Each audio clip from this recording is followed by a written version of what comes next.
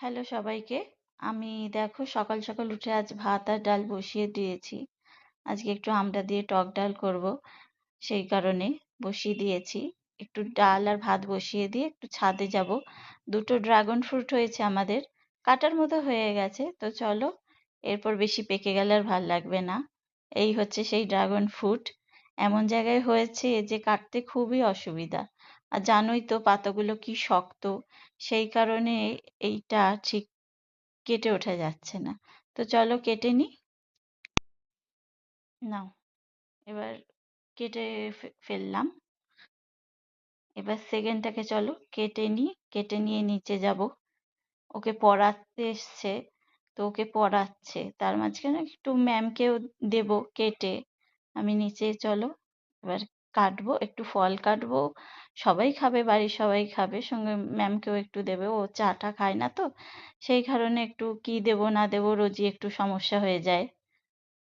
চলো এবার নিচে যাই, গিয়ে ফলটা কেটে নিই, তারপর তোমাদের কে দেখাচ্ছি।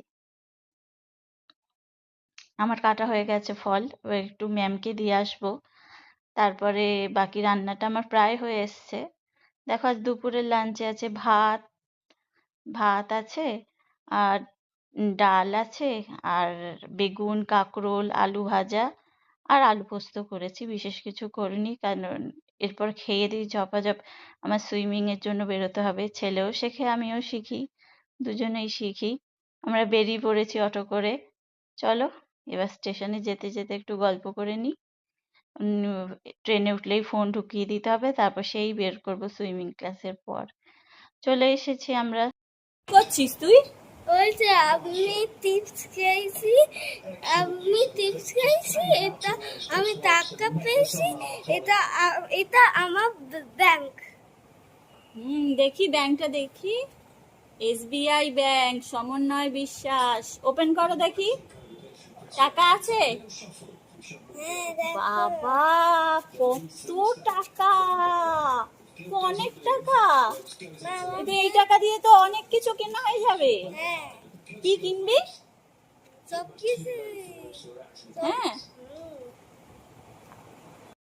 ছেলের জন্য একটু প্যানকেক বসিয়েছি, প্যানকেক খেয়েও একটু পড়তে বসবে।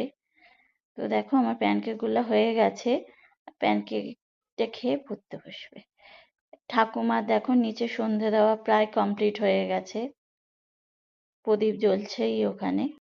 দেখতেই পাচ্ছ সুইমিং থেকে এসে একটু স্নান করার সময় পেলাম না, তার আগে কত বাড়তি কাজ এসে যায়। দেখি ফ্রিজ থেকে জল পুরে একাকার অবস্থা। তো কি করব, অগত্যা পরিষ্কার করতেই হলো।